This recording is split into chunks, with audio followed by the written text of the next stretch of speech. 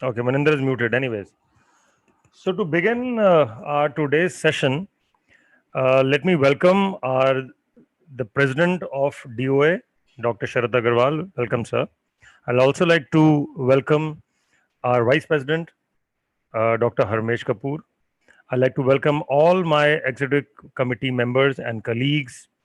Um uh, the faces I can see: Dr. Pradeep Bageja, Dr. Maninder Shah, who is also hosting this, has arranged all this on YouTube so that the world can see. Dr. Manocha, welcome, sir. Dr. Rehan. We have three presentations today concerning the knee. The first is by Dr. Vineet Kumar Arora. He is a senior specialist in Deen Dayal Upadhyay Hospital, situated in Delhi.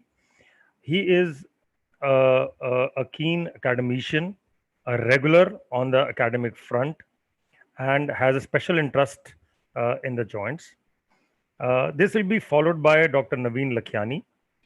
He is a senior consultant, radiologist in Saral Diagnostic, a popular name of diagnostic center situated at Pitampura, North Delhi. And then we'll have a presentation on special tests of the knee. Dr. Lakhiani will talk on MRI of the knee. And then third talk is by Professor Rehanul Haq. He is a teacher in GTB UCMS and GTB Hospital, another well-known on the academic front, well-known face, well-known name in the academic front. And we are going to have a very rich knee classes today. So welcome everyone who all are logged in, whether on YouTube or Zoom. And we begin with our first talk, Dr. Vineet Kumar Arora. Sir, all yours. Thank you, Dr. Samir. Thanks for the nice words. I would like to thank Team DOA for giving us this opportunity to present this examination of knee joint from our team. And as Samir has already mentioned, this talk will be in three parts: clinical examination, followed by radiological investigation, and which is followed by the special clinical test. So without wasting much time, I would like to start the today's class, and I am sure we will be able to do some justice to your time, and we'll try to restrict ourselves to the basics of the examination, which is very much valuable for the all PG students in their examination as well as in the OPD when they are seeing the patients. So today's class is examination of the knee joint. The knee joint is a modified hinge joint, a type of synovial joint which is composed of three functional compartments: the patellofemoral articulation consisting of patella or the kneecap and the patellar groove on the front of the femur through which it slides, and the medial and the lateral tibiofemoral articulations. While taking the history, we have mentioned the proper history of the knee joint is more important than for any other joint, as this gives a clear idea about its problem and the mechanisms. What should be the main parts of the history? The main complaint could be the pain in the knee joint, swelling, stiffness, and the mechanical symptoms like locking, clicking, or not able. And sometimes you are able to see the patient who are just coming with the locked knee.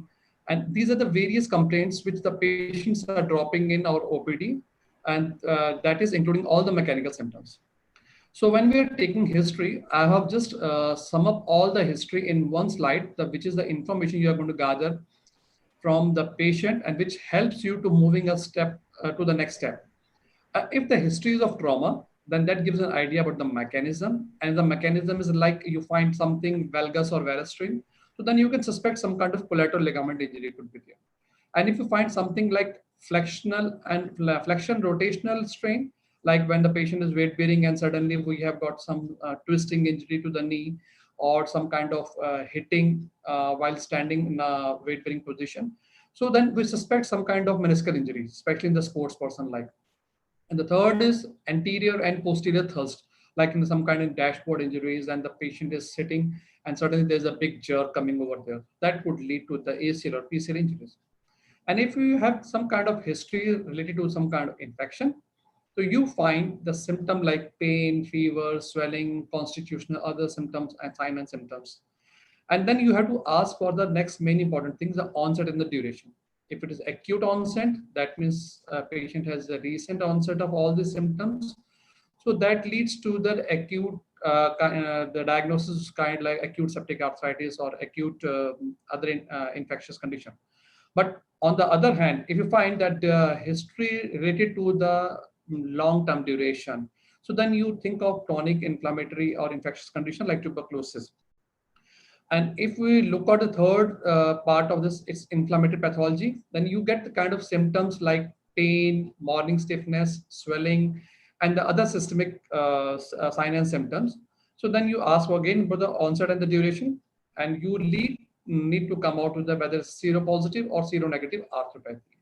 So, and in case of the tumor, you have got again the pain and the complaint of hard to boggy swelling. So that leads an idea if it is very boggy type of swelling, we can think about it as a benign type of, it's a hard swelling, we can think about hard and fulminant swelling, we can think about something like malignant. So what we are gathering information from the history is the mechanism. So that leads us a clear idea whether it's a trauma, infection, inflammatory pathology, or the tumor. So after taking a history, then we go for the clinical examination. And this examination of the knee joint gives a very clear idea about it. Is divided into four parts. Like when you see the patient, that means inspection. Again, then you do the palpation, that you feel all the swelling and all the knee joint part. Third is the range of movements, which is a range of movement of the knee joint. Fourth is the all special clinical test. It is followed by the examination of the radiograph. X-ray is a very important essential part of knee pathology. No diagnosis of the knee joint can be confirmed without the help of the X-ray. And the rest of the further investigation like CT and MRI can be done if it in doubt. Now coming to the inspection. In inspection, first of all comes the attitude of the limb, including the deformity of the knee joint. When the patient comes to you, the knee may be in lock position, he may be having fixed flexion deformity, or he may be having triple displacement like in the tuberculosis of knee joint, or he might have some kind of deformity like genu varum or valgum. And second part in the inspection could be the swelling. Then we need to have his examination, whether the swelling is confined to the joint only. So that leads the swelling is confined to the joint. That means there is some effusion, that is excessive synovial fluids, or it could be hemarthrosis, which is post-traumatic. Or if there is some kind of swelling, which gives an idea about the pus, like in post-infective acute conditions. If the swelling is extending beyond the joint, so then you look for the major infection, which involves the whole system. And there could be a big tumor, which is extending beyond the joint. And the problem with the drainage of lymphatic or venous system could be there. Another thing we have to see in the inspection could be the on the skin, whether there's some marks of bruising. Just like in trauma, we always get some kind of problems, or it can skin can show some kind of scar, sinuses, and all that. Any discoloration or edema, any muscular wasting, especially in the old injuries or infection or inflammatory disease, or is there any evidence of limb length discrepancy, including congenital abnormality, post-traumatic, or any pathology leading to the joint destruction. So now after the inspection, that comes to the palpation. That means feeling and confirming the finding which we have already seen. So first of all, palpation, what we see is the local rise in temperature that everybody is well aware. It should be tested only by the dorsum of your hand. You touch around the surface of the knee joint with the dorsum surface of your hand. If the temperatures increase, that diffuse increase in heat means that pyogenic or non-pyogenic infectious process is going on. But if it is localized, that means an inflammatory process which is underlying the anatomical structure, the particular structure, maybe the synovium, maybe the meniscus, maybe the ligament, something is wrong with those particular parts. Second comes after the local temperature is the tenderness. And that can again be a diffuse tenderness that is involvement of whole joint, or maybe it's a localized tenderness.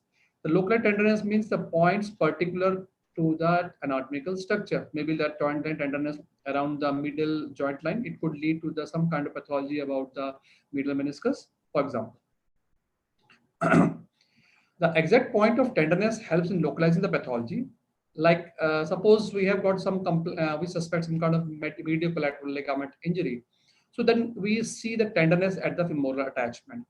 In the lateral collateral ligament injury, we see the tenderness at the fibular attachment. And in case of medial meniscus injury, the joint line tenderness on the medial side is very prominent. While if you see some kind of anterior horn injury and you find the patient is coming to the you with a complaint of tenderness over the anterior point of joint, just above the tibial tuberosity.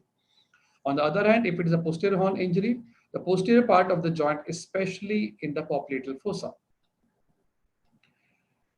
Then after palpation of this tender point, then we'll go for the palpation of patella and check for the extensor mechanism. If everything is intact, we see check for the continuity. The palpation of the lower end of femur, any abnormal movement with tenderness, and do check for the distal distal vascularity, including the DPA.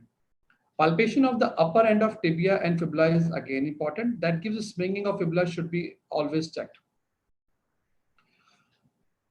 Swelling, which is confirmed by the palpation, which was visible in the inspection, it has to be confirmed by the palpation.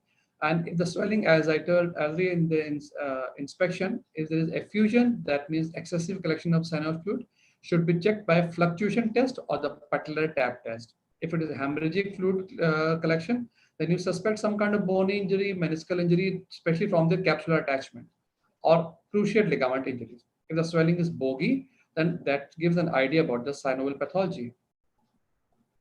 After the swelling, we have to check about the stiffness, and the stiffness can be because of the post-traumatic stiffness, post-inflammatory disease arthritis, post-infective ankylosis. It can be fibrosis ankylosis due to chronic diseases like tuberculosis, or maybe bony ankylosis because of the sequelae of the post-septic arthritis.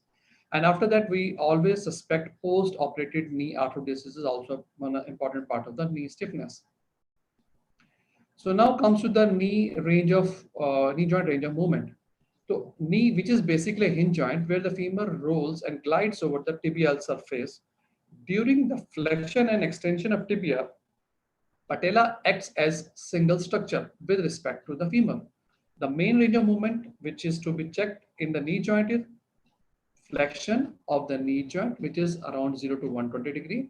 Extension, this is flexion extension are 0 to 120 degree, and beyond 0 degree, if you check the hyperextension up to 0 to 10 degree. The range of movements of the knee joints should be checked in both extension. Extensor mechanism has to be checked for the lag also. Flexion, a restriction can be due to some loose body or some kind of meniscal tear, for example, buccal tear, or hyperextension inability. That has also be accounted for. Now, after this, we come to the measurement. The visiting of thigh muscles and the calf muscles should be measured from the fixed bony point, commonly ASIS, that is anterior superior iliac spine, at the fixed distance and compared with the normal side. Second, mark wasting due to the disuse atrophy can be seen in the old injury, that is especially post-traumatic, chronic infections or inflammatory diseases, for example, tuberculosis, rheumatoid arthritis, etc. Limb discrepancy, if at all was seen during the inspection finding, should be confirmed by the exact measurement. So many times the examiners are very keen in asking about the Q angle. And Q angle is basically an angle between the quadricep tendon and the patellar tendon. How do we measure that? It's measured by drawing a line from the anterior superior iliac spine, that is ASIS, to the center of patella, while second line drawn from the center of patella to tibial tubercle. The normal Q1 angle in case of extension in males is in extension position. In males is around 14 degree and females is around 17 degree. And in flexion, it comes out almost only just at 8 degree approximately in both the sexes. And it just get increased, especially in condition like genu valgum, external tibial torsion, femoral anteversion, lateral position, tibial tuberosity, and the tight lateral retinaculum. And this is one of the diagram which shows how this is the normal this Q angle. This is around 15 degree, and this is the line coming from the ASIS to the center of patella, and another line from the patella to the tibial tubercle, and this is the angle form over here. And this is angle is increased, especially in condition whereas we have got the knock knee, and like genu valgum, and in condition like genu varum, we have got a decrease. It is as is shown in the figure. Another special condition that we always see, the patella alta is a condition where the patella is considered to be very high or hieratic patella. And of course, opposite condition of this patella paha. Without going to details of all these things, we are just moving about the other things. There are few special clinical tests which should be known by everyone, and these tests are mostly asked by the examiners during the exam if you get a case of the knee. And if you want to test for the menisci, so the tests are McMurray's test, Apley's-Grani test, Tesla's test, and test for patella. That is apprehension test. These are related to the patellar recurrent dislocation or habitual dislocation. Then patellar tap. And the special test for if you are suspecting any condition of the OCD, then we have the test of Wilson test and valgus and varus test for the mediolateral instability. If there's anterior tibial instability, we check it by the anterior Dwyer or Latchman test. And for posterior tibial instability, there's a gravity test, posterior Dwyer sign or test, dynamic posterior shift test, rotatory and torsional instability. This is again checked by the Mackintosh or pivot shift test. This and dial test for the posterolateral corner instability. And as I told in the beginning, the X-ray is a most important part of the knee joint examination and its management. You cannot have any management complete without having X-ray. And what are the various views which you are supposed to get for the X-rays? X-ray knee joint, AP and lateral in both standing as well as supine position, preferably bilateral. An X-ray knee joint lateral position, X-ray of the knee joint with skyline view, and X-ray intercondylar or tunnels view. Further investigation, if at all required, will be like you can get USG to check for the swelling or any knee joint effusions, MRI for ligamentous injuries, and CT scan for intra-articular fractures. And we need to do a routine blood investigation for taking up any patient for surgery, and even in the OPD also when we are diagnosing for the polyarthritis, or maybe we are looking for some monoarticular arthropathy, we need to see various tests including CBC, CRP, uric acid, R factor, calcium, serum phosphate, and alkaline phosphatase. And synovial fluid aspiration for culture sensitivity, biochemical and cytological examination is an essential part. And there are few conditions which are age-linked probable diagnosis. I think when you are seeing any patient of knee joint and you are having this age group, you can always think of these kind of diagnosis in on your mind. And I just mentioned if your patient is getting around 0 to 12 years of age, many times you get a discoid lateral meniscus, and at 12 to 18 years of age in females, especially there's OSG, and there's chances of getting the recurrent dislocation of patella. And males, while it is OCD is more common in this age group, 18 to 30, there's a chondromalacia patellae, and the recurrent dislocation of patella is more common in females. While in the male, it is longitudinal meniscal tear, chances are very high. And while in age group 30 to 50, we always get a patient of rheumatoid arthritis in both the sexes. 40 to 55, we are getting degenerative meniscal injury, and 45 plus, we suspect osteoarthritis for the same. So what is the take-home message for all this thing? Proper history taking is a key to the examination management of the knee joint problem. History finding should be confirmed by the thorough examination. Special tests for specific conditions should be learned by heart. Specific investigation should be performed when in doubt. All these tests will be taken up by Dr. Rehan right now, and the radiological part will be discussed with the Dr. Naveen Lekhani. Thank you very much for your patient hearing.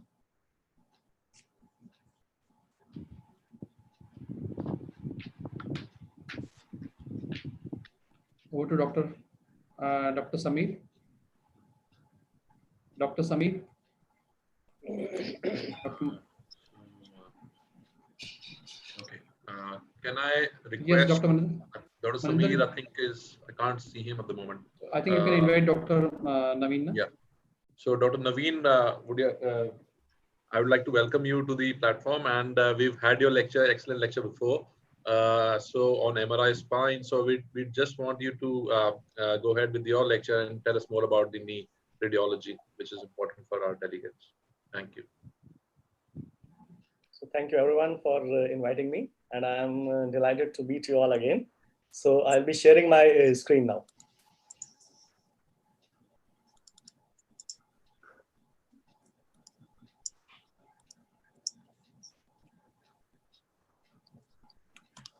So after a wonderful presentation of Dr. Vineet, let us study some MRI anatomy. So like if we do it stepwise, then anytime we see an MRI of knee, the first step is to identify the sequence. that which sequence we are seeing. That is the first thing. Then second is to identify the plane in which that sequence is obtained. And third is to appreciate the anatomy in the images. So I'm able to see one image on the screen. You're able to see one image on the screen. In this, you are able to see femur, tibia. And if I say which sequence is this, so this is a fluid. This is the area in which there is some fluid in the synovial joint. So there is some synovial fluid in this, and this is black in color. The subcutaneous fat. This is the subcutaneous fat on both sides. This is white in color. The marrow in the femur and tibia is also white. So fluid is black, fat is white. So we know whenever the fluid is black, it is T1 weighted sequence. So this is a T1 weighted coronal sequence of knee joint. Another image on right side of the screen. Now the fluid is white in color. This is the fluid in the synovial, this thing. And the subcutaneous fat on both sides as well as the marrow is suppressed. So this is fluid white and fat suppressed. So this we will call as fat suppressed sequence. So MR will be seeing these two very important sequences, that is T1 weighted sequence and fat suppressed sequence. Now the importance of fat suppressed sequence is that because the fluid and edema is white in color and the fat gets suppressed, any marrow edema shines through. So any pathology which is there either in the marrow or in the soft tissues is very well visualized when there is suppression of the fat on a sequence in which fluid or edema is white. So hence it is a very good sequence to pick up any edema or pathology. And the T1 weighted sequence, because of its fat planes, is good to pick up the anatomy. So let us go to the next slide. So first we have identified the sequence. So we know now this is a fat suppressed sequence in which fat is suppressed, and now second is to identify the plane, in which plane this section is. So this is a coronal plane. So a coronal plane is a plane in which the sections are obtained anterior to posterior. So whenever we obtain sections anterior to posterior, it is coronal. Now this section, which we are able to see in the middle of the screen, is obtained at this region, and this is a sagittal sequence. A sagittal sequence is obtained from right to left.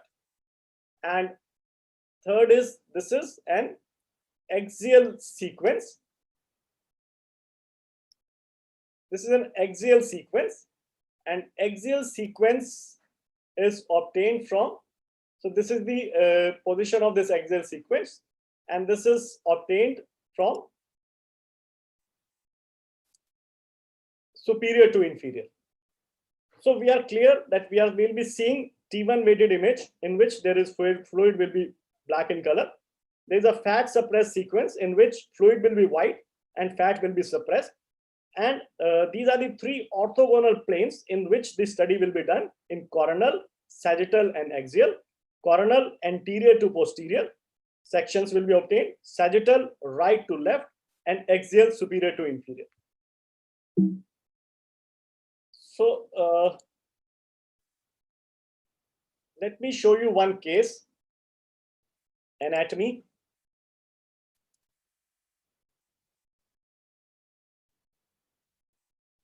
So as a convention, we obtain fat suppressed sequence in coronal, sagittal, and axial in all three planes. Naveen boss, slides are not presentable. Yeah, your screen has stopped.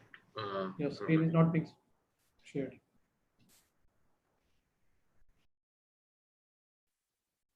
Dr. Naveen, your screen sharing is stopped. Okay, just a minute.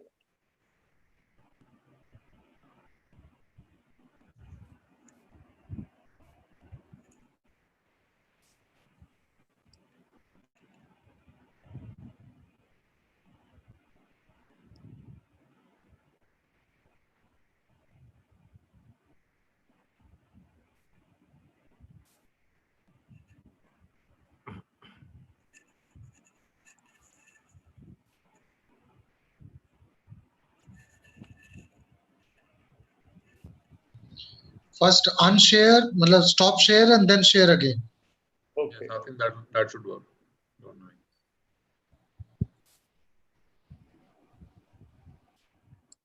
Meanwhile, Maninder, I was off due to internet issue. Yeah, sure, that's okay. Any questions for Vineet? Meanwhile, I haven't received any questions on the chat at the moment. Can I? okay. But Can I would I encourage ask any of the. Please, sir. If there is time, can I ask? Yes, sir. Sure, please. Yes, sir. Yes, sir, Couple please. of comments and question I would say. One is in history, I feel it is important to find out the relationship to the activity. Like we know in degenerative versus inflammatory, in degenerative the pain and discomfort increases with activity, and is the other way around with the inflammation. Yes, you're right, sir. That That is should one- be an important point. Yes. In the examination, when we talk about swelling, sometimes we get a patient where we have prepatellar or infrapatellar bursae. So those patients do also come with swelling over the knee, and then there we must be able to differentiate that it is intra-articular or extra-articular. When it's intra-articular, it's like horseshoe shape of a swelling, and Right. which is extra-articular prepatellar bursa after injury, it would be a diffuse swelling. Yeah, that's very well pointed. Yes. To raise in swelling. And third point is about the Q angle. I want to ask you, when the examiner asks the student to measure the Q angle, the student should measure in extension or flexion. So ideally in extension. So that's very Yes. important. What should they do? Which is a convention, because the books describe in both ways. I mean, Yeah, well, mostly it is measured only in extension. For flexion part, they just wanted to say because in flexion the Q angle is very less, and secondly, it is never nowhere written like this one. It has got some significance for the like our Bible, the Campbell, I think, is inflection. Yeah. Inflection. I will check over it because most of the patient, because when we are taking examination and everybody is being asked in the examination books also, it's written to Right. be in extension only. So Dr. Sharad. Yeah. Sir, it makes more sense if you do an extension, because in tibial tuberosity, if the line is coming from ASIS to tibial tuberosity, and then if you bend it, the tibial tuberosity, kind of flexes and goes down. So that straight line gets disrupted. So I think I agree. makes sense. Logically, it seems like that only. But I was a bit surprised when once I was looking into the book. I think first thing we all of us are going to do is open the Campbell again. yeah, definitely. That's very rightly said. Dr. Naveen, are you ready? Yes, I'm able to share the screen. Great. Yes. Carry on, sir. Carry on. We are with you. So, so after identifying the sequence and the plane, just let me show you once this plane also. This is a coronal plane. This is a sagittal. This is an axial. So coronal plane, if we go from anterior to posterior. So you can see the line running on a sagittal image. This is a coronal plane, and you can see the line running on the sagittal as well as axial, which is corresponding to the image on the which I am moving. So this is the coronal image. This is the sagittal image from right to left. And this is an axial image which goes from superior to inferior. Now, once the sequence is identified, once the plane is identified, so let us talk about anatomy. So as we go anteriorly, and I start from the first image in sagittal, just a minute. So on a coronal image, the first image, we are able to see patella, and superior and inferior to patella, we are able to see two tendons. They are quadriceps tendon. This is the quadriceps tendon, this one, and this is the patellar tendon. Very well visualized, the quadriceps and patellar tendons. So as soon as we go in the posterior images, on right side, we are able to see the iliotibial band, which is on. So whenever we are seeing a knee joint, one more important point is that we should identify whether this is a right knee joint or left knee joint. and which side is lateral, which side is medial. So in this, the fibula is our friend. It tells us the head of the fibula is, if it is on right side, it is a right knee joint. If it is on the left side of the tibia, it is a left knee joint. And the side of the fibula is lateral and the other side is medial. Very simple, no technical issues. So now we know this is the lateral aspect and this is the medial aspect. So as soon as we are going from anterior to posterior, on the lateral side, we are able to see a thick, low signal intensity, black color like structure. This is the fibular collateral ligament, very well visualized. It is attached to the lateral portion of the femoral condyle to the head of the fibula. And similarly, on the corresponding medial side, as we go behind, there is a capsular thickening. This is the medial collateral ligament going from femur to tibia medially. Very well visualized medial collateral ligament. And we are able to see two menisci. This is the lateral meniscus. This is the medial meniscus. So menisci are like C-shaped semilunar fibrocartilaginous structures between tibia and fibula. And as we go from anterior to posterior, we are able to see the anterior horn, body, and posterior horn of lateral meniscus. Similarly, anterior horn, body, and posterior horn of medial meniscus. So very beautifully visualized both the menisci on coronal plane. In the intercondylar region, we are able to see two ligaments. They are crossing each other. This is anterior cruciate ligament. This is posterior cruciate ligament. This is anterior because it attaches to tibia anteriorly, and this is posterior because it attaches posteriorly. So same thing if you want to see on the SAG. This is the ACL, anterior cruciate ligament, and this is PCL, posterior cruciate ligament. Very well visualized on MRI. So going behind in the back as we go to the posterior images.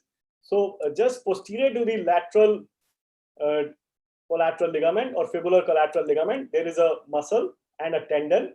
This is biceps femoris, just posterior to it. And one more important structure which we identify on coronal is this black color structure. This is the tendon of popliteus. So this is the popliteus muscle and this is the popliteus tendon. So again, if we go from anterior to posterior, patella, quadriceps tendon, patellar tendon, this is lateral collateral ligament, medial collateral ligament, both menisci, both cruciate ligaments at intercondylar region. And we have identified two important structures in posterolateral aspect, that is biceps femoris and popliteus tendon. So this is the popliteus tendon. This is its intra-articular portion, this one, which goes just posterior to the lateral meniscus. Fine. So let us appreciate the similar anatomy on the sagittal also. Now this is a sagittal image. As we start seeing this sagittal image, we are able to see fibular head. On the fibular head, this is lateral collateral ligament or fibular collateral ligament. Structure just posterior to the fibular collateral ligament is biceps femoris. This is the same this popliteus tendon, this one. This is popliteus tendon, which is visualized on sagittal here. This is popliteus tendon. This is popliteus muscle. So as soon as we go towards more in the middle of the joint, we are able to see anterior. This is body, anterior horn, posterior horn, patella, quadriceps tendon, patellar tendon, Hoffa's fat pad, anterior cruciate ligament, posterior cruciate ligament. This is medial meniscus, posterior horn, anterior horn, and body. So the rest of the muscles we will see in the axial. Axial is a beautiful plane in which we are able to see all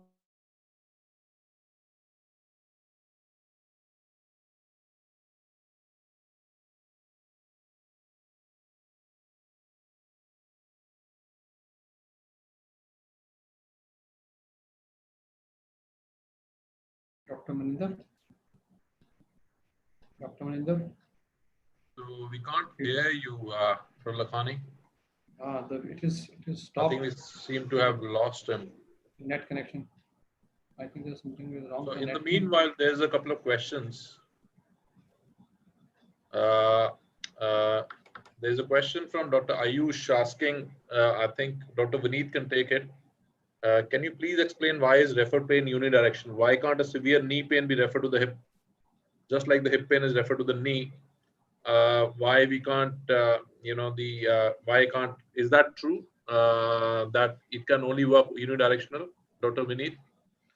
Yeah, Dr. Ayush, the rapid pain from the hip is mainly because of the compression of the nerves.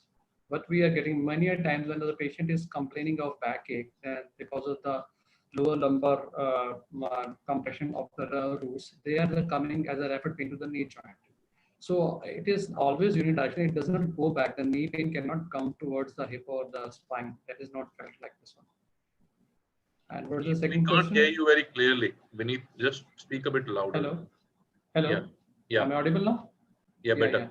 So yeah, I said ki the rapid pain means it is coming from the lower back. It is because of the compression of the nerve roots which are supplying to the knee joint. And because whenever there is some compression of the L3-4 nerve roots, and we always have the kind of pain which is felt around the knee joint. So it is always unidirectional. It does not look like that the pain is going back toward the hip or the back.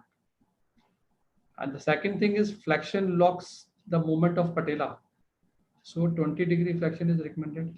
I didn't get this question. What is the exact question? So Vineet, I think the question was because the hip and the knee have the same innervation. So sometimes an osteoarthritic hip can present as pain in the knee. The question is whether a knee pain can, a knee problem can be present as a hip pain, and why it should not present in the opposite direction, because we know that hip OA can sometimes present as pain in the knee.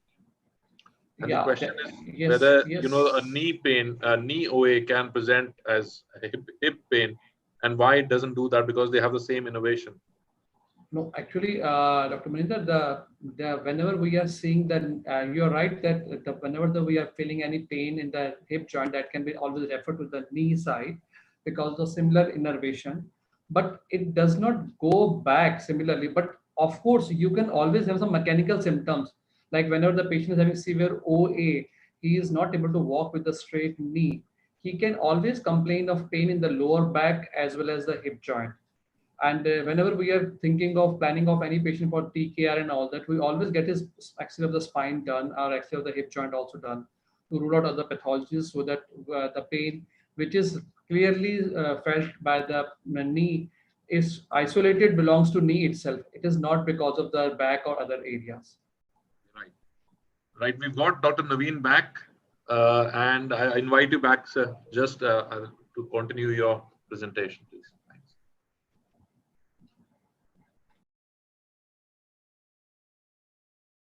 Yes, sorry for the internet problem. Hello. Dr. Naveen, you can start. We are waiting for you. So, when I was explaining the sagittal, sagittal was explained, and then I went to the axial. So, Dr. Samir, like axial, I will start from the axial or sagittal. I think you were on the sagittal. I think you can start somewhere midway on the sagittal, I guess. Okay, fine. So as we go in sagittal from right to left, we are able to see in the mid of this, we are able to see quadriceps tendon, patellar tendon, patella, ACL, PCL, and like this is the medial meniscus, which is anterior horn, posterior horn, and body. So we'll see the muscles on axial image. So this is the axial image, and this image is at this location at the superior portion of the this knee joint, or I'll say that the lower femur. So we will start with this image. So this image is here. We are able to see a quadriceps tendon anteriorly. This is vastus lateralis. This is the lateral portion. This is the medial portion. So this is vastus lateralis. This is lateral because we have already identified fibula on this side. So fibular side is lateral. So this is vastus lateralis. This is vastus medialis. And posterolaterally, we saw one important muscle, which is biceps femoris, which is, if we go down, we are able to see it attached to the fibular head. So this is the fibular head, and this is the attachment of the biceps femoris. And this is popliteus tendon, this which is intra-articular portion, and it goes down like this, and this is the popliteus muscle. These two muscles are gastrocnemius, medial and lateral head. This is the lateral head of gastrocnemius, medial head of gastrocnemius. This goes and attaches to the posterior portion of femoral condyles. This is lateral femoral condyle, lateral head of gastrocnemius, medial femoral condyle, medial head of the gastrocnemius. So these are gastrocnemius. So once again we go up. So this we identified as biceps femoris. This so posteriorly there are two important muscles. Posteriorly in the central portion, this is semimembranosus. This is the tendon is like a membrane. So semimembranosus and semitendinosus, they are seen together in the posterior portion of the knee, the popliteus region, and they are close to each other. So as we see down, this is semimembranosus.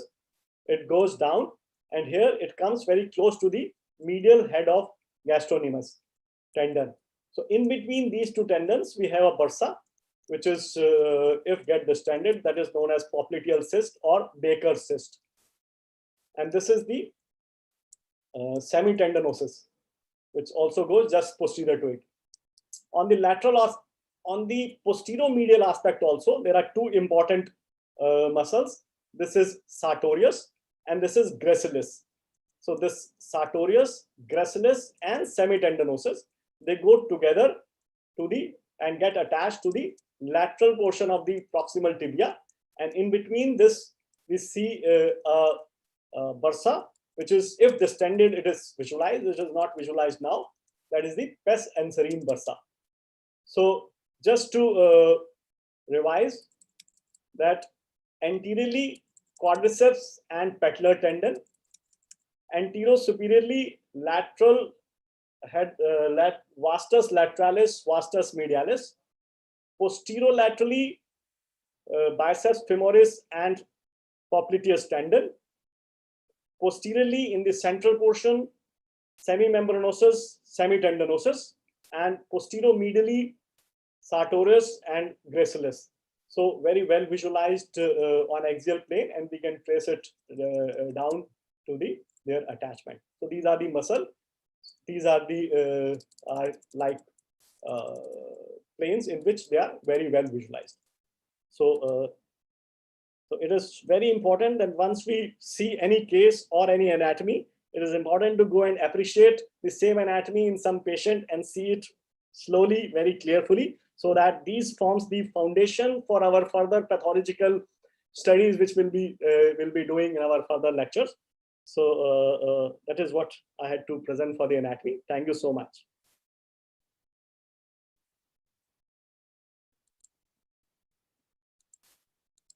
Thank you, Naveen. Thank you very much. Dr. Maninder, can you take over?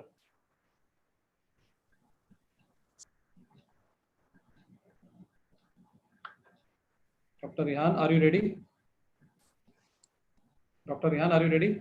Hello, Dr. Vineet. There are a few questions, but I think we can take them at the end after Dr. Rehan's this. Do we have any questions for Dr. Naveen at the moment regarding MRI knee? Questions which I can see on the chat on based on MRI at the moment. So we can take the questions after the examination. I think. I have one question, Dr. Naveen. Yeah. We are orthopedic surgeons. You are odd man out as a radiologist, and our problem always is we have implants inside, and we want to get MRI done, right? For reoperations, for re-traumas, and so on. Now, if you can tell us, we understand that stainless steel implant, they cause an artifacts, so we cannot get them done. And titanium, we understand, can take up an MRI can be done with those inside. So, what is your take on this? If you can clarify in our minds. So this was a lecture which I recently took in Max Hospital regarding these implants.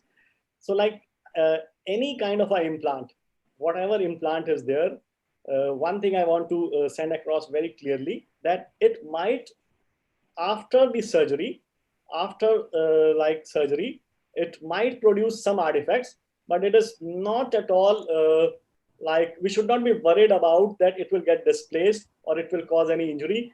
It just causes on a 1.5 Tesla, even on 3 Tesla also, if done on a one study, we take about 15 minutes, it just causes a slight heat, and there is no problem to the patient or the implant. So this is one thing. Now comes the study, like if a plant is there, if a stainless steel or a titanium implant is there, then what about the MRI images which we are obtaining? So the images which we are getting, they produce some artifacts, but over a period of time, we have started, we have some sequences like CMAC and Merveric, in which it is like the time is increased from, if I say this our MR sequence might have taken around 2.5 to 3 minutes each sequence.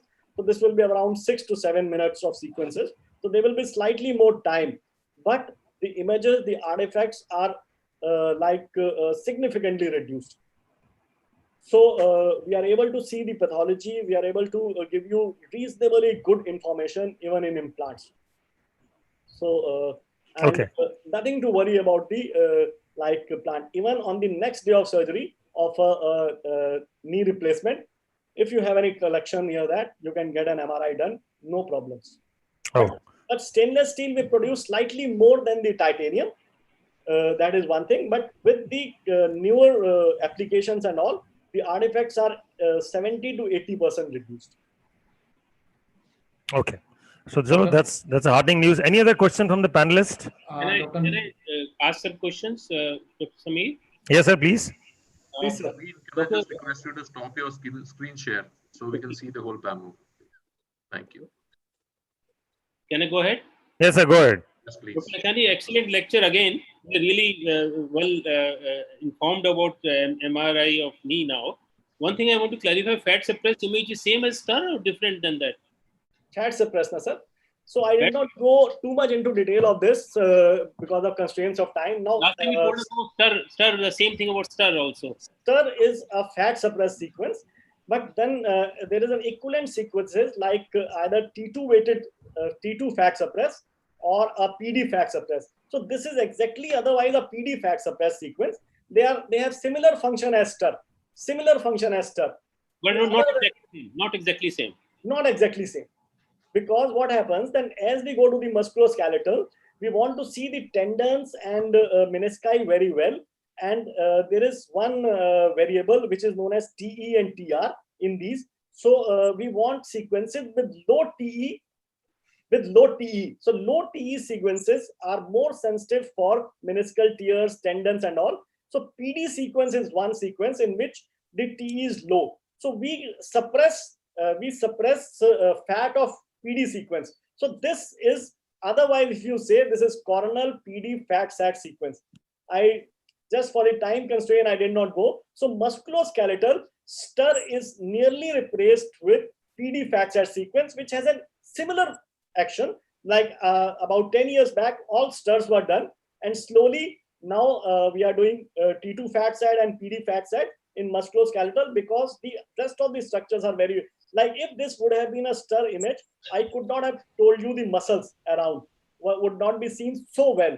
So rest of the structures are slightly well visualized on a PD fat sat sequence. But if we see the functionality, rest of the functionality, that the sensitivity to pick up a fluid is equal, like if there is some problem and I'm not able to get PD sequence, then I get a STR sequence. So this is an alternative on this.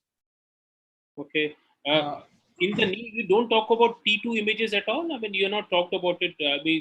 They're normally not preferred. T2 images now are in musculoskeletal.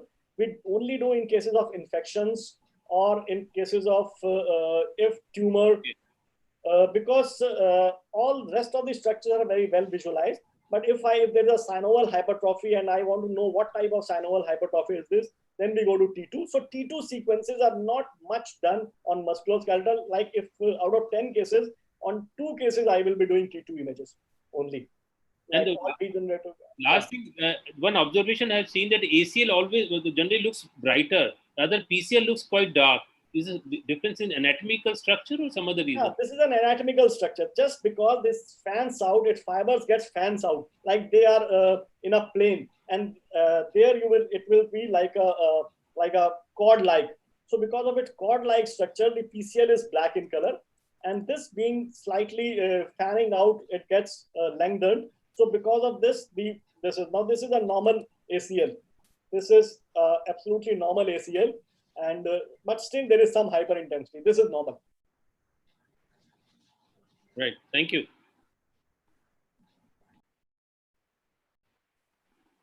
Any other question from the panelists? Or should we move on? I think we can move on. Okay. So the next talk is by Professor Rehan ul Haq from GTB Hospital and UCMS. And he's going to talk on special test in the knee examination. Dr. Rehan, over to you, sir. Request you to stop your screen share. I think Dr. Naveen Lakhwani needs to stop his screen share so that I can start doing it. Dr. Naveen, can you stop sharing your screen now? He's done it. You can go ahead. Yeah, okay. Just a minute. So just a minute, I think. Take it easy. Yeah. Is my screen visible to some of you? Yes. You can see your phone screen, yes. Yeah, I'm actually running it from my phone. So just a moment to set it up and then I think things should be fine. So is my screen visible to everyone now? Yes, absolutely. Okay. And is the voice also okay? Yes, clear. Okay, fine. So good evening, everyone. I think at the very onset, I would like to thank Dr. Vineet and Dr. Maninder for organizing this wonderful symposium and setting up all the technology which is associated with it. I would also like to thank Dr. Sharad Agarwal for again giving me this opportunity to talk to the postgraduates, because this is something very close to my heart. Unfortunately, I'm actually using my phone, so I would not be able to interact too much, but I will try to do the best. The problem which I understand from a postgraduate's point of view is that once they listen to any talk, whether it's a shoulder talk, whether it's a knee talk, or whether it is a hip talk, they are actually confused about which tests to do and which tests not to do. So my take on that is, whenever you have an orthopedic problem, by the time you have taken your history and you have taken your clinical examination, you need to have some degree of idea about what you are dealing with. There are only 7 or 8 actually conditions which you have. For example, you may have a congenital disorder, you may have a developmental disorder, you may have a metabolic disorder, you may have a degenerative disorder. It may be an inflammatory pathology, it may be infective, tumor, traumatic, neurogenic, and last but not the least, I think it is not visible on the screen, you can have a miscellaneous disorder. Whether you are examining the hip, whether you're examining the knee, whether you're examining the shoulder, this is the broad category of problems that the student will encounter. Most of the time, if you are a postgraduate appearing for an MS exam, the knee exam is a short case. So you do not have all the time in the world to do all the tests. By the time you have taken a history, you need to be focused. Okay, this is a congenital disorder, this is an infective disorder, this is a tumor XYZ. and then just focus on doing those specific tests which help you to confirm your diagnosis, right? So don't be confused in the exam about which tests I need to do. You need to make a diagnosis based on your history and clinical examination, and only then move on to the special tests if they are needed, right? So for example, in the knee, I have actually highlighted the common cases which are seen. So look at it. If you look at infective, you may get a case of TB knee. For tumors, the most important tumors that you get are the tumors of the distal femur and tumors of the proximal tibia. That will include your GCT and osteochondroma and osteosarcoma. And remember the soft tissue tumors that you have around the knee. For example, you may just get a Baker's cyst. You can get a case of osteochondritis dissecans. You can get a case of a meniscal cyst. So you need to remember that if you are getting a case like a tumor, don't start doing the anterior draw test or the posterior draw test. They are not needed. You need to examine it as a case of a swelling. Only if you have a traumatic case like a ligament injury or a meniscal injury, most importantly, these important tests which I'm going to talk to you about need to be done, right? So with this important background of when you need to do what test, I will move ahead to the important 7 or 8 tests of the knee joint. And one of the most common tests which the examiner can ask you is the anterior draw test. Most of the time you're going to get it right. I don't need to go into the details. I'm just going to focus on the photograph which is on the right side. This has been taken courtesy from INSAL, and this is only being used for teaching purposes. So there are no copyright issues with it. Remember, the first thing that you really need to do is to flex the hip to 45 degrees. You need to flex the knee to 90 degrees, and then you need to have the foot flat, the dorsum of the foot flat. You need to stabilize the dorsum by sitting on it. So there are 3 things. The hip is flexed to 45, the knee is flexed to 90 degrees, right? The next important thing that you really need to assess is the relative position of the tibia onto the femur. Remember, in a normal knee also, the tibia is almost 1 centimeter anterior to the femur, right? So you have to assess this arrangement. And what we normally do and what we normally teach to all our postgraduates is that go onto the medial joint line and put your thumb over there. And if you can palpate the tibia anterior to the femur, it is only then that you know that the normal alignment is there and it is not a false positive sort of a situation where the tibia is already subluxated. So once you have checked this, you have to look for hamstring tightness. Sometimes if the patient is very apprehensive or if the patient has too much of pain, the hamstrings will be tight. So what you really need to go do is to go up onto the femur where your hand is, and with your index finger try to palpate how the hamstrings are, and then tell the patient to relax it. Once the hamstrings are relaxed, you put an anterior force, and you need to see whether it is a grade 1, grade 2, and a grade 3 sort of an ACL or an anterior draw. So I'm not going into the details of what is grade 1, grade 2, grade 3. And if I'm saying if it is grade 1, grade 2, grade 3, then the obvious thing is you will first do in the normal knee, and only then you're going to move on to the abnormal knee to see whether the laxity is there or not. You also have to test what is the endpoint, whether the endpoint is firm or whether the endpoint is mushy, because that is going to give you some idea of whether the ACL is torn or not. I've already talked to you about the false positive anterior draw. That means you have not checked whether what is the relationship of the tibia to the femur. The tibia is already subluxated posteriorly, and when you try to pull it up, it is coming to its normal position and you think that the ACL is gone. It is not the story. It is actually the PCL. The tibia was already subluxated posteriorly. When you pulled it up, it only came to its normal position. So don't try to make that mistake. Then you can have a false negative anterior draw. Again, remember the false negative anterior draw, there's always something like the door stopping effect of the posterior horn of the medial meniscus. Go back to your books and read what is a false negative anterior draw test. The other important test which the examiner may ask you to demonstrate is the Lachman's test. And remember, the Lachman has two very important advantages as compared to the anterior drawer test.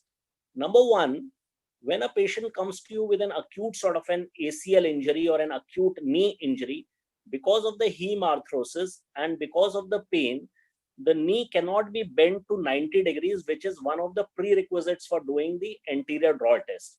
That is why you can do a Lachman test, which is to be done in only 30 degrees of flexion. And the other advantage of the Lachman, which is now recently recognized, is that it is more sensitive than an anterior drawer test. So Lachman is much better, but is for anterior drawer classically is done more commonly. So for the Lachman, the same thing has to be done. Only thing is it has to be done in 30 degrees of flexion. And again, you can have a false positive Lachman just like the false positive anterior drawer. I'm going to keep my discussion and my talk very simple, and even in the special tests, I'm just going to talk of the ones which are very commonly asked. I'm not going to concentrate on more of the rotatory instability sort of tests. So the next important central ligament of the knee is the PCL, and the test that you need to do is the posterior drawer test. Again, the position for the PCL is the same. Hip flex to 45 degrees, knee flex to 90 degrees, dorsum stabilized by you sitting on it, and again trying to assess the position of the tibia in relation to the femur. Remember, I told you that the tibia is 1 centimeter anterior to the femur in a normal patient. So a grade 1 PCL will be that you push, the tibia goes back, but it still remains slightly anterior to the femoral condyle, right? In a grade 2 PCL, the femur and the tibia are going to come at the same level. So what I'm trying to say is that there is already a subluxation of 1 centimeter happening. The tibia was anterior by 1 centimeter. It has gone back by 1 centimeter and it has aligned itself with the femur. A grade 3 PCL will be one where the tibia goes behind the femur. And again, you need to do this test only after you have tested on the normal side. So 3 important tests I have told you, 2 for ACL, the other one for PCL. In a chronic sort of a PCL injury, the tibia will remain subluxated from the femur in a normal situation also. So what you can do is what is known as a quadriceps active test. What you do is again flex the hip to 45 degrees, flex the knee to 90 degrees and stabilize the dorsum.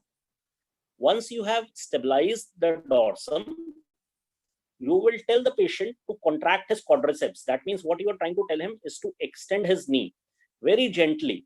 So because the tibia is already lying posteriorly, because of the pull of the patellar tendon, the tibia is going to move slightly anteriorly. That means it is going to move 2 to 3 mm. And this subtle movement of the tibia can actually be visualized if you're looking at from the side, right? So this is what is known as a quadriceps active test. Most of the time, this will be positive in a PCL injury if it is a chronic sort of a PCL injury, because other ligaments have also become slightly lax. Coming to one very important test, may not be demonstrable in an exam sort of a setting because it creates a lot of apprehension in the mind of the patient and also is a bit painful sort of a test. And now it is being recommended that the test may actually be done only when the patient is slightly sedated. But it is a classic test in a chronic ACL sort of an injury or an ACL injury where the other ligaments, that means the anterolateral ligaments and the structures on the lateral side have also become lax, is a pivot shift test. And the importance of the pivot shift test is if you have an anterior drawer with a pivot shift positive, for all sports medicine surgeons and most of the arthroscopy surgeons, it becomes an indication for doing an ACL reconstruction directly, rather than initially putting the patient on a rehab and then thinking of doing it. So from a demonstration point of view and from an exam point of view, really need to do it. Again, just concentrate on the photographs which I have shown you. What you need to do is hold the patient's leg by the heel and lift it up. So it is completely extended, right? You give internal rotation. Remember the term which I'm saying, internal rotation of the foot. So what you're trying to do is when you're going to internally rotate the foot, the lateral tibia is going to subluxate anteriorly. In order to accentuate this subluxation, you may give a valgus thrust and an anterior thrust around the region of the fibula so that the tibia subluxates anteriorly. And then you are going to flex the knee. The moment you are going to flex, because of the presence of the iliotibial band, the tibia is going to relocate by a clunk. So this is the classical pivot shift test, which happens from extension to flexion in an ACL deficient knee. Again, remember, full extension, internal rotation, subluxate the anterolateral tibia and then flex. Because of the iliotibial band, it is going to go back, and that is a classical pivot shift test. So you have seen the anterior cruciate ligament, you have taken care of the PCL. The other important structures in the knee are the MCL and the LCL. The tests that you need to do are the valgus stress test and the varus stress test. Remember, the medial stability of the knee will be checked by the valgus stress test. In order to test the medial stability is not only provided by the superficial MCL, the deep MCL, but there are other structures like the posterior oblique ligament, the posteromedial complex, and also the ACL and the PCL, right?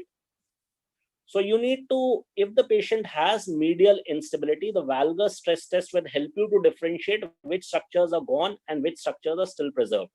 So what you do is take the patient to the edge of the table, flex his knee to 30 degrees by dropping it off the table.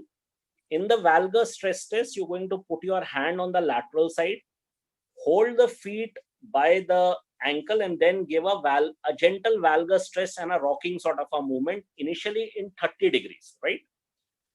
If you get opening in 30 degrees, it means that the MCL is torn. It may be the superficial MCL, it may also be the deep MCL.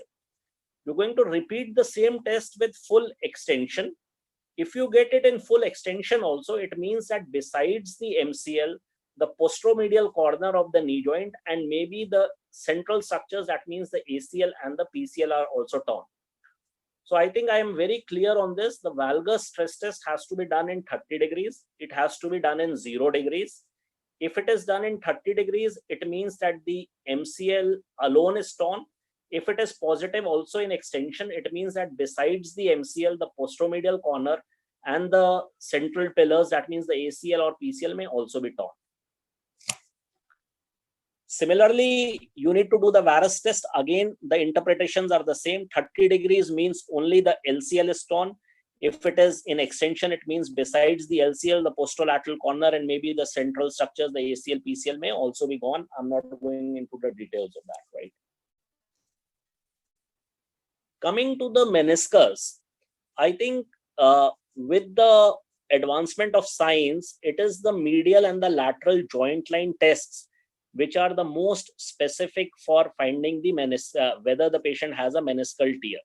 More recently, a Thessalase test has also been described, and I would advise all the postgraduates just to keep this term in their mind and go back and read on it.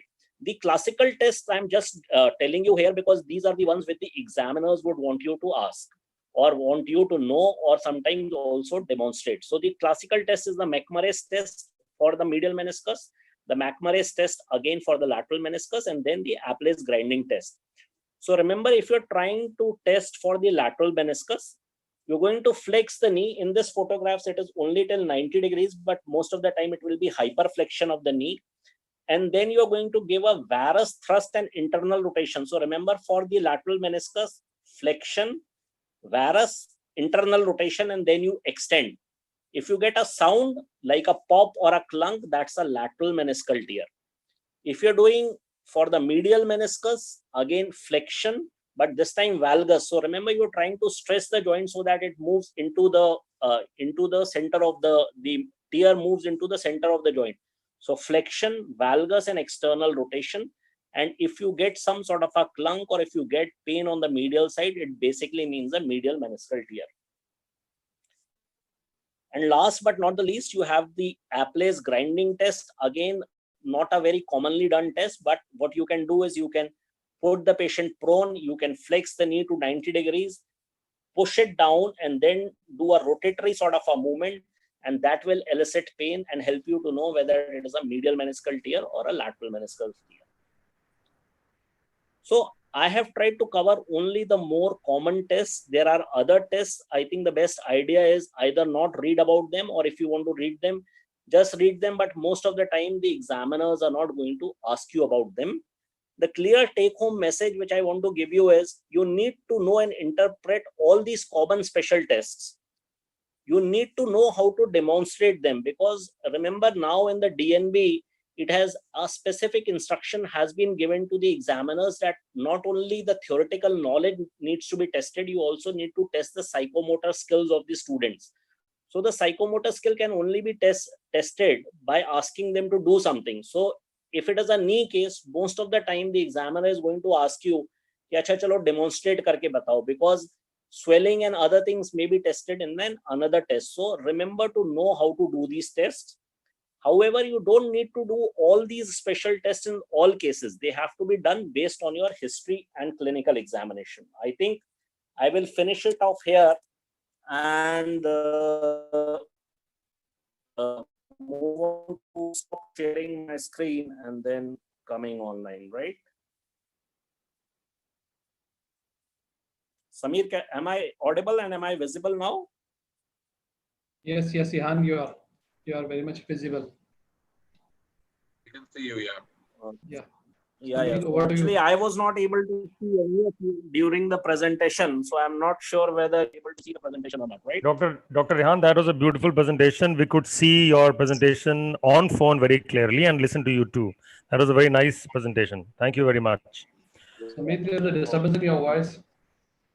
A disturbance in my voice. Is it any better now? Any better now, sir? Yeah, better, much better. Okay, so I think we are finished with the three very, very beautiful talks. And there are a few questions that have come up. One that has come up for, let's start with Dr. Rehan, since he's the last to finish.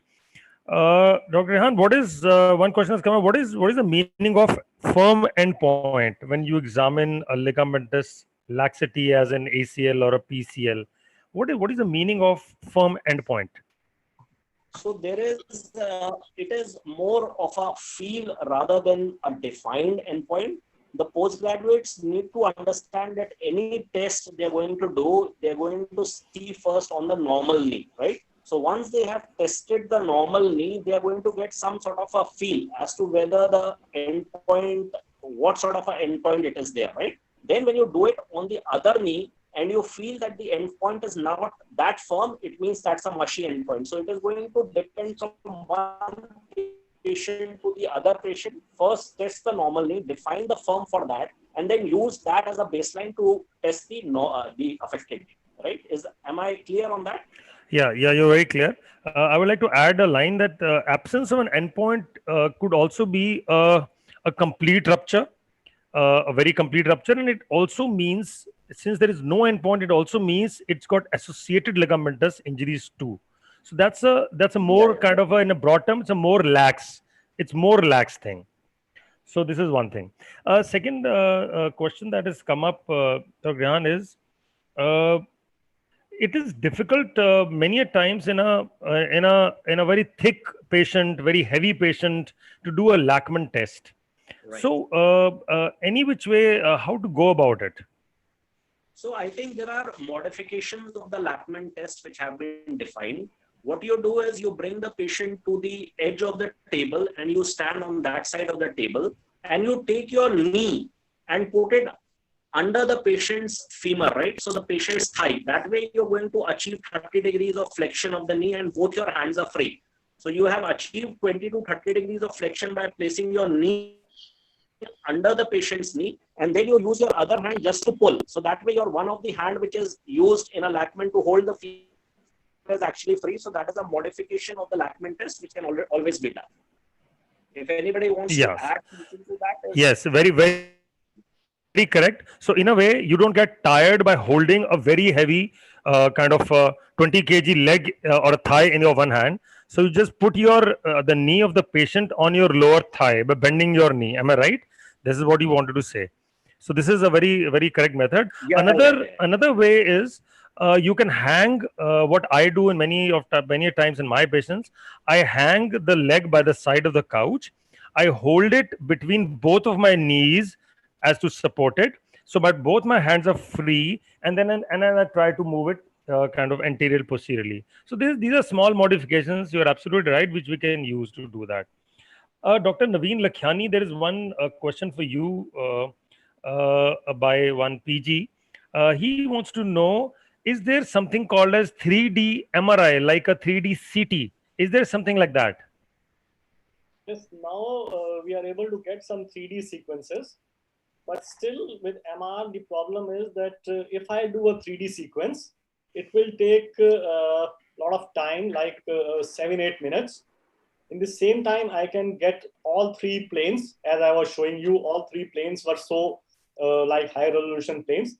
And in 3D sequence also, when if it is acquired in the coronal plane and we go to the sagittal and axial, if it is not the voxel size is not 1:1:1, then there is some degradation of the images.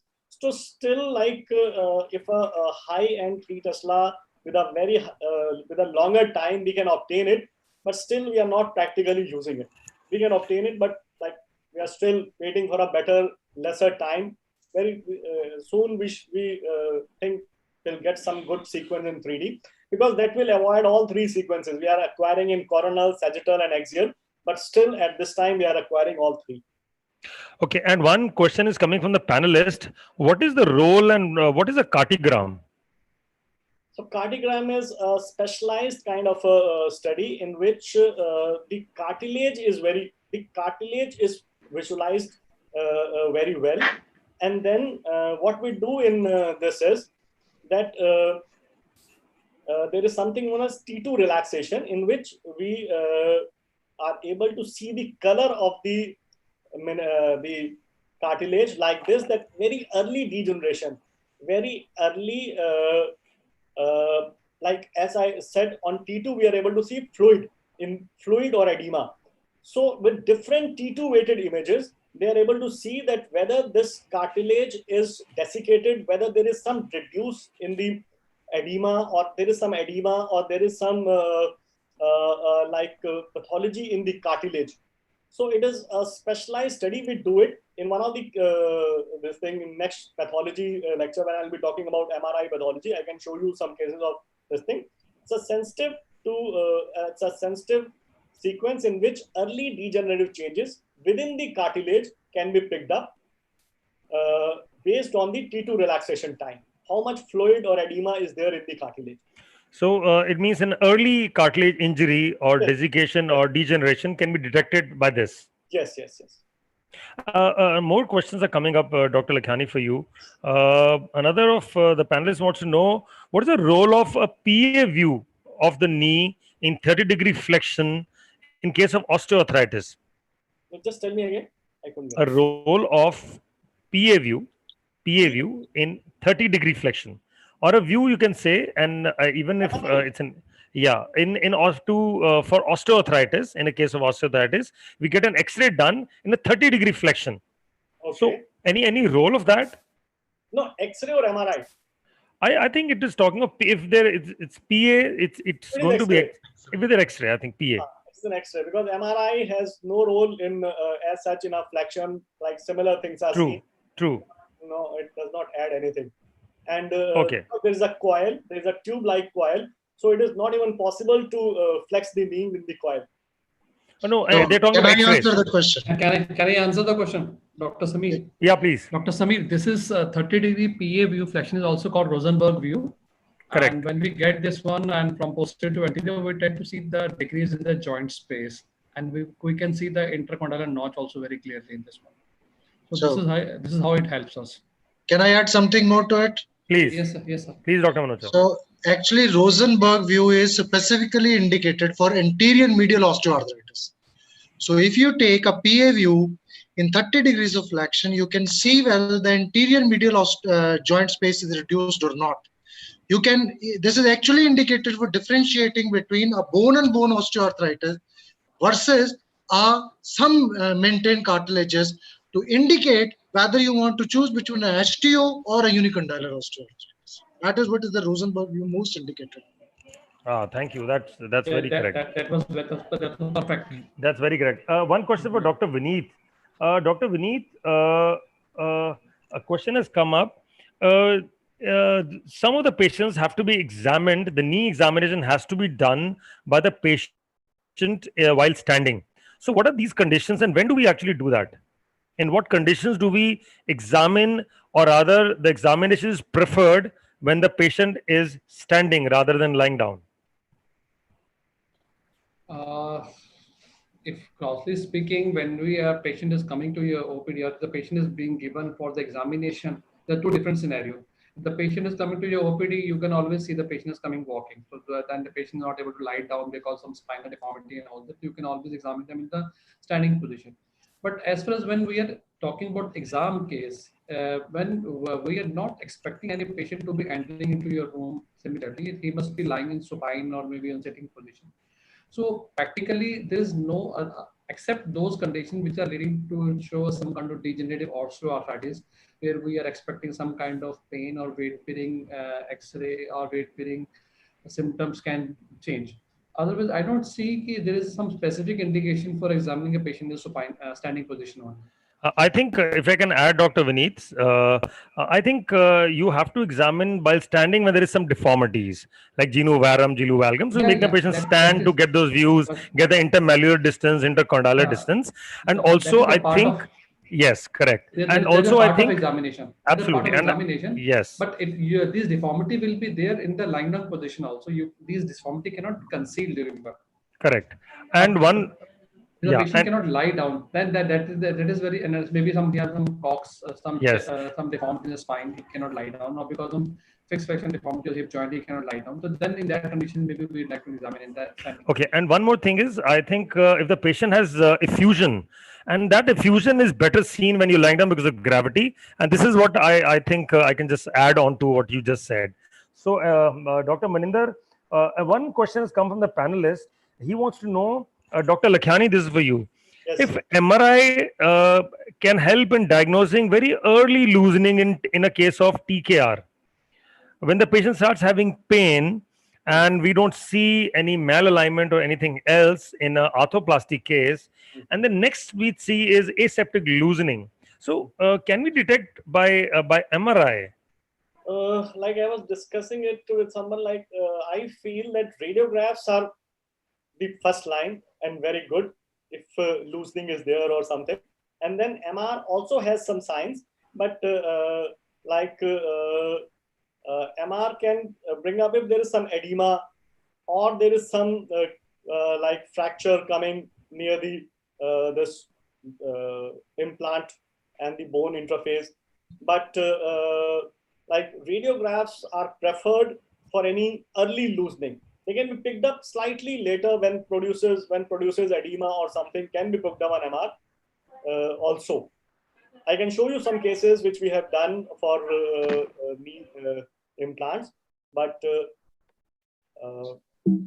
like when I've discussed with those who are operating knee, they say that they see radiographs first, and if they find anything doubtful, then they go for MR. And MR is usually for any collection or any fracture or any edema or a loosening which is already being appreciated on X-ray.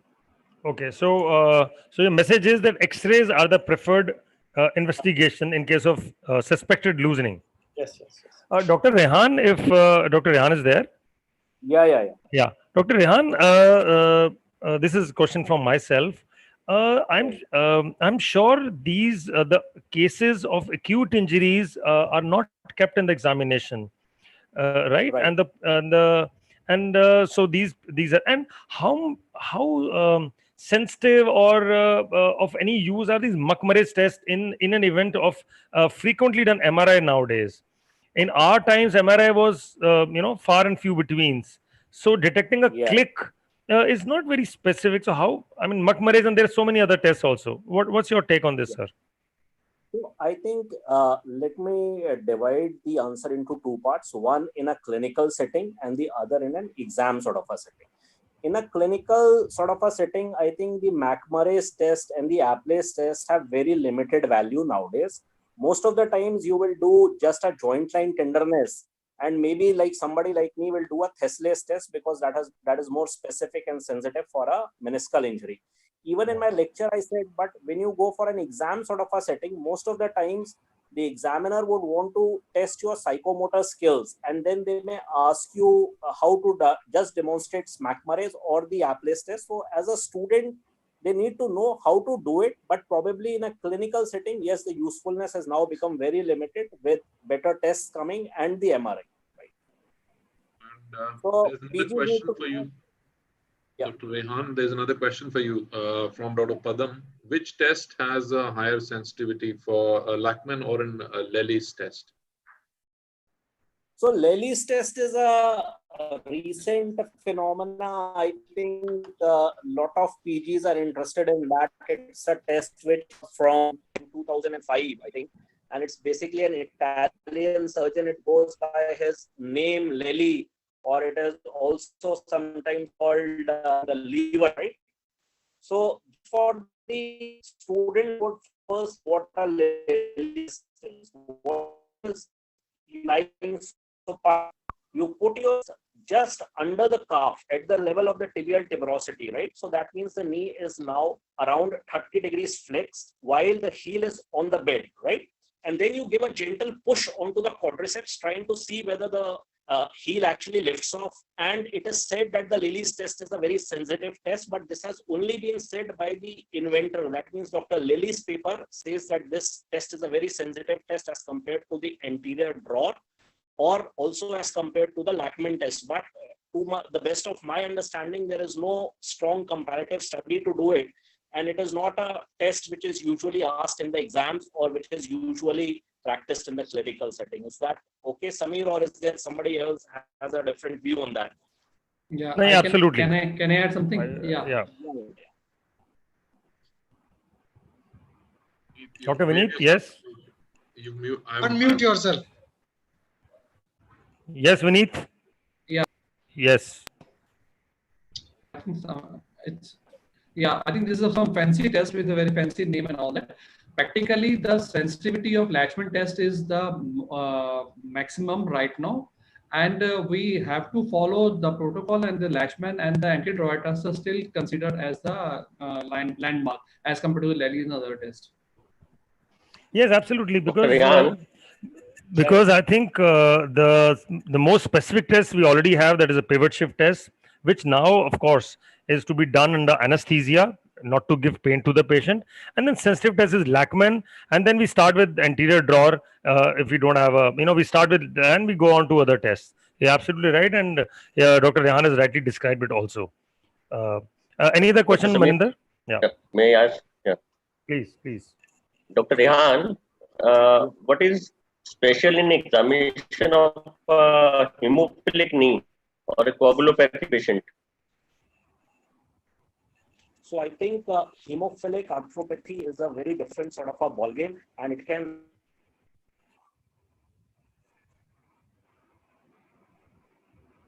males, right? They will be the clinical presentation can be in an Indian sort of a scenario, can be a patient coming to you with a boggy swelling in the knee with the swelling with some sort of synovitis, and hemophilia is actually not known only. While in the Western countries, most of the times the patient knows that he is hemophilic and he comes to you saying that he has got an effusion in the knee. But in our own clinical setting, that is usually a young patient comes to you with a knee swelling. If you take a detailed history, you find out that he has had these episodes in the past which have either resolved themselves after some time.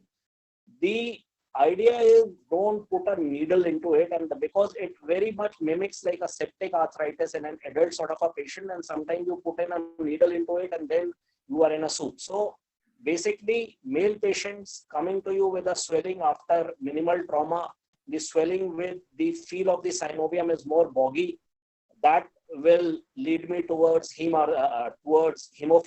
The first investigations I will do is VT, CT, and clotting times. As far as the X-rays, This is where the role of the 30 degrees knee flexion view comes, because you're going to see the spikes and you're going to see the edge sign, which is a classical finding in hemophilia.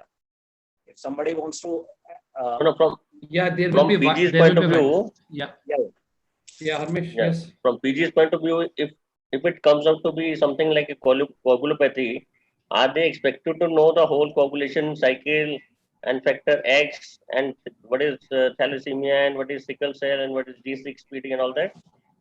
yeah. So if a case of hemophilic arthropathy has been kept in the exam, because the examiners will make a diagnosis before they're going to keep that case, right? So if they are thinking of even for a knee swelling, sometimes you get a patient with a chronic synovitis, you are actually not sure what the problem is. Then hemophilic arthropathy has to be kept as a differential diagnosis.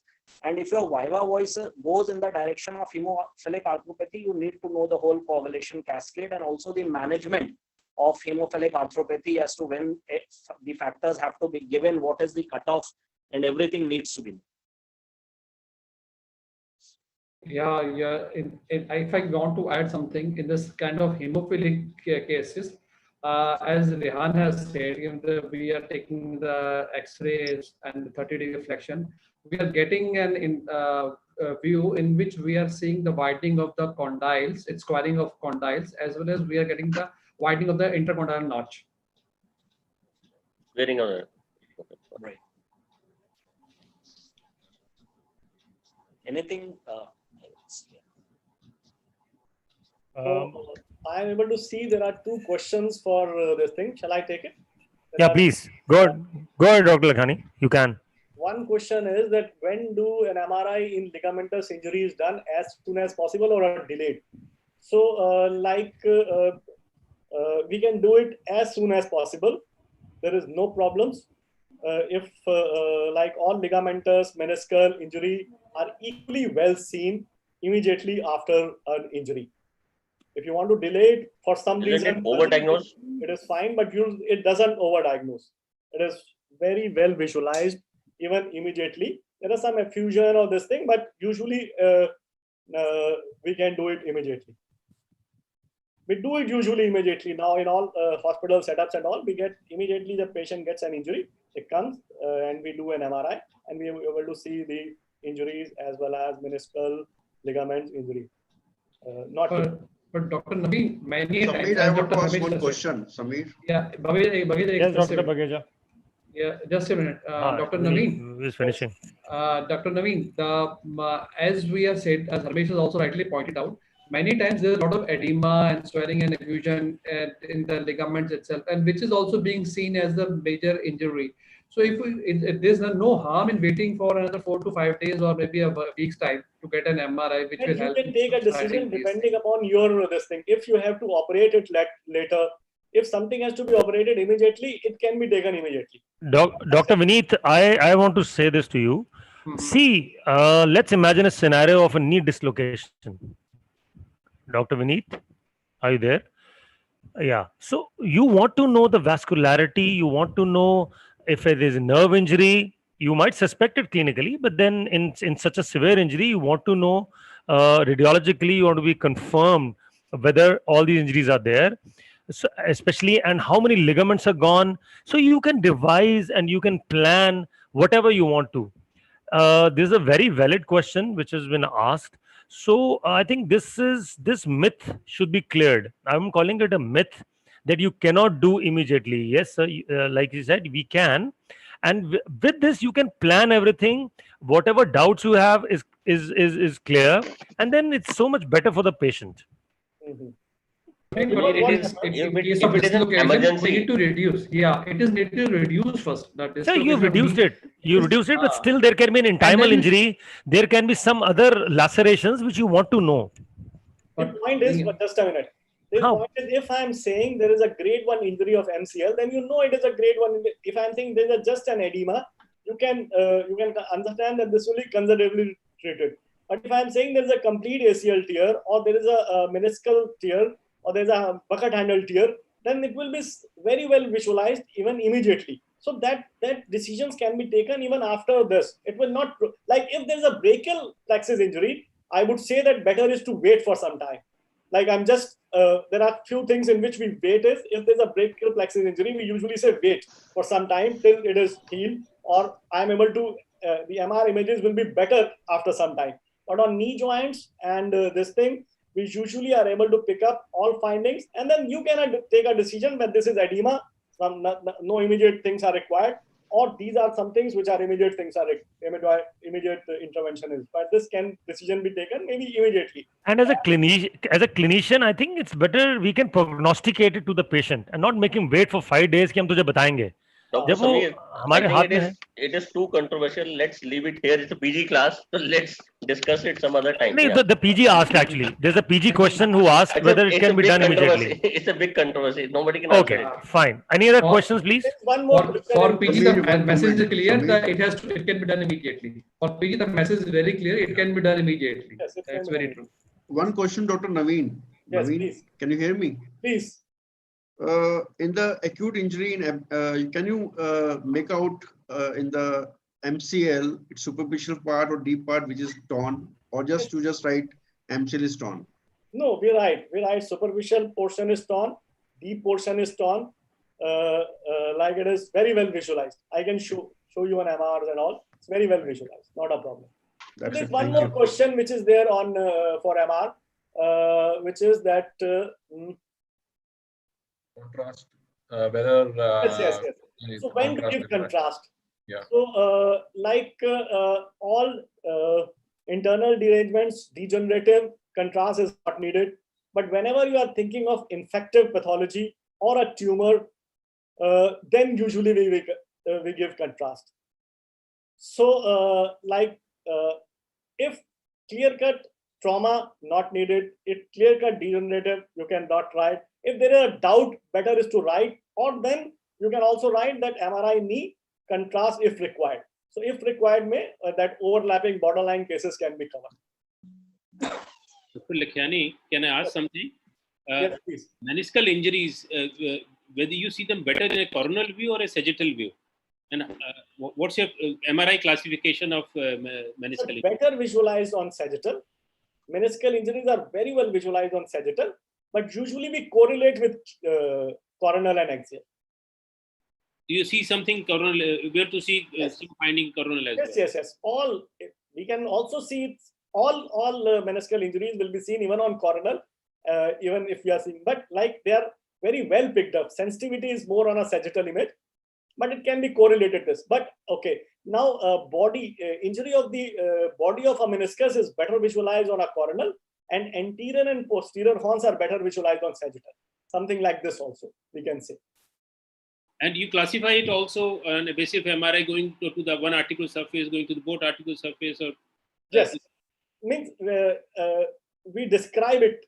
Initially, there was a classification grade 1, grade 2 and all. We don't describe that all. That is a very, very confusing, and it is like obsolete now. We don't use any classification of tear, but we describe it that there is a tear in the body which is going to the superior articular surface, or it is going to the superior as well as inferior. It is this much from the lateral margin or this, and length is about this much millimeter. This we describe it like this.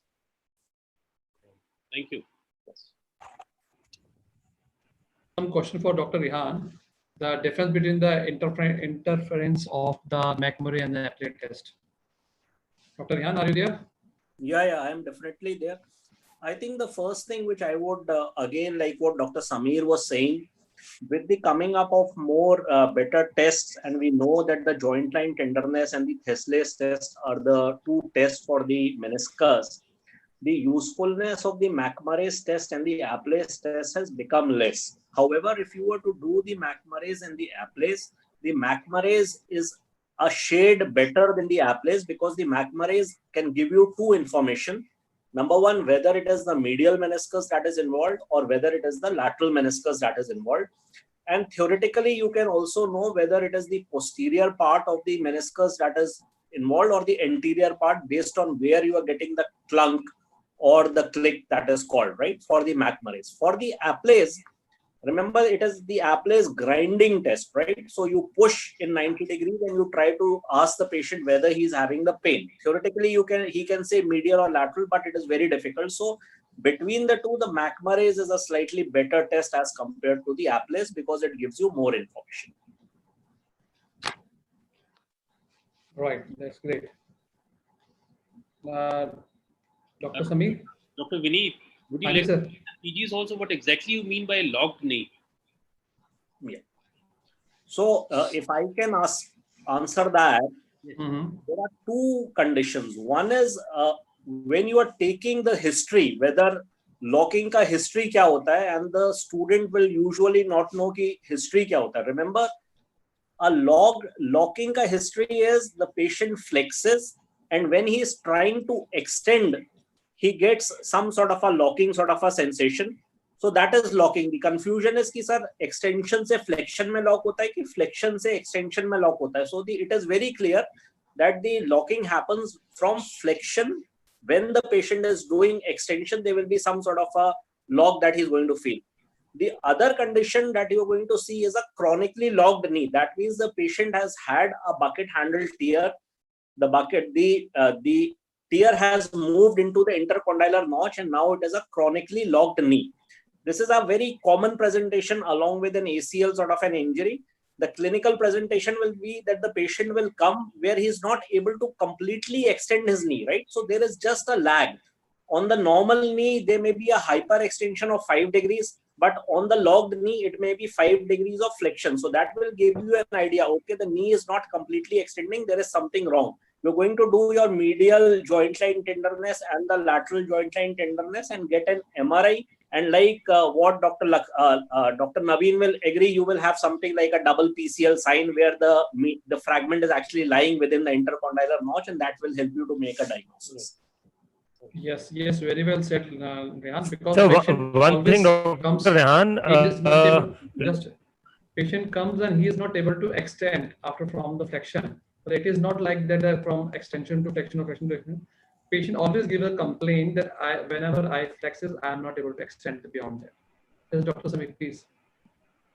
Sometimes a big loose body can also cause this. Besides the meniscus, which is a very conventional and very known thing. Sometimes locking can happen. Chronic degenerative arthritis, a loose body is always one of the major cause. Can cause this. Yes, you're right. Yeah. Right. So two different age groups most of the times. The loose bodies, the arthritic loose bodies will be in an elderly sort of a group, while these locked knees will be in a younger sort of an age group. So that helps you to differentiate what is the cause of the locking. Even in younger, you may have a osteochondral injury, and you can have a loose body. Yeah, that can always happen. As I mentioned in the talk, there was some age-related the common diseases, common affections are there. So it was clearly mentioned over there, to which age group is more likely to have which conditions. I think we are finishing with questions. So one question, Dr. Naveen Lakhani, for you. There are sometimes, we as orthopedic surgeons, we very keenly see the MRI. And we then, the biggest reason why we are so keen is because we want to assure ourselves whether our clinical diagnosis was correct or not.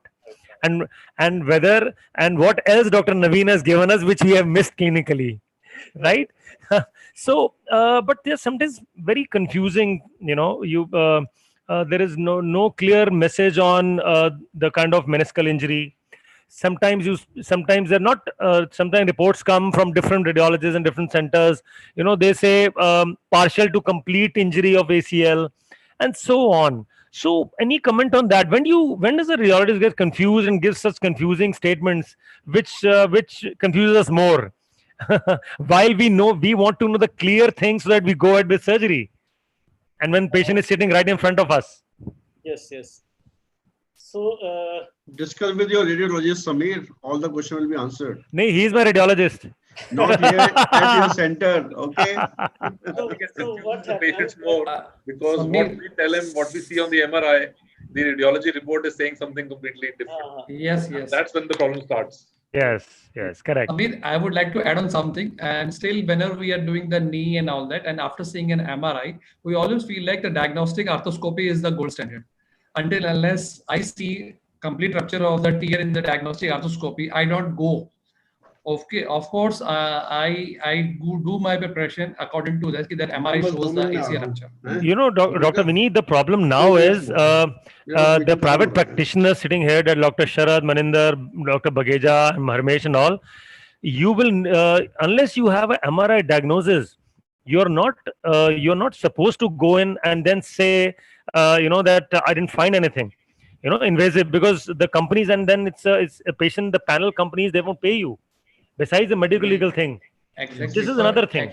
Exactly, but in diagnostic arthroscopy, we always see na, we always see the pictures that ACL is. No, Dr. MRI Vineet, there is report no to be role of rectified. diagnostic anymore. No, When I was, report to be there is rectified, yeah. I'm because not you, saying diagnostic.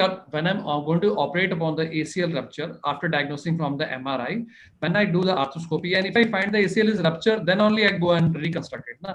I don't go by the MRI, what MRI was saying there. sir, I agree, Dr. but Vineet, but the point will be taken care. MRI report is very important. Without MRI report showing ACL torn, you can't operate. Maybe you are right inside. Obviously, it is only the question when it is diagnosed by the MRI and you find it is not TM, right?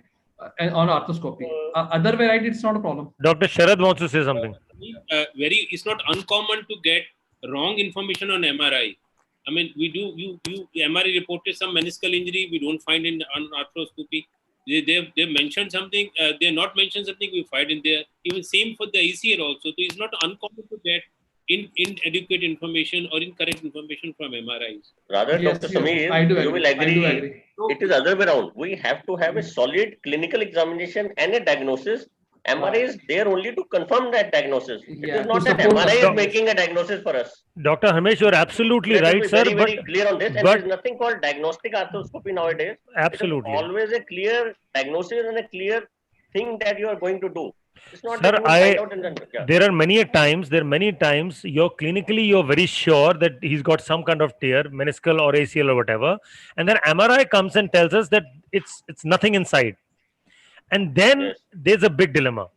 And mind you, when I'm saying clinical, I mean a clear clinical diagnosis, a clear history, a clear trauma history, a clear sign and symptoms, That's what and then you get a clear MRI, and then you're in a dilemma what to do. So just a minute. Can I? you have to review it. You have to Yeah, get the MRI Dr. review. Naveen, Dr. Yes. Naveen, Dr. Yes, Naveen, that's one please. way. Dr. Naveen, please. Dr. Naveen, please, yeah. So I Final would comment. like to Final I would comment. like to say here Yes. is that I have learned my MRI of brain and spine from a neurosurgeon, and I have learned my MRI of musculoskeletal by discussing my findings with the orthopedic surgeons. Because what I want to say you is that you people have too much more stake than a radiologist has.